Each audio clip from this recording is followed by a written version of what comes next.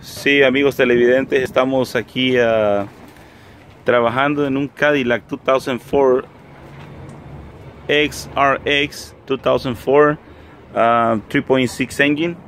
We're removing the engine. Can you see? Already removed the engine. If you wanna take this engine out, you need to remove the two motor mounts, the bolts around the transmission, and you see the exhaust, and the engine is gonna be free to remove. Okay.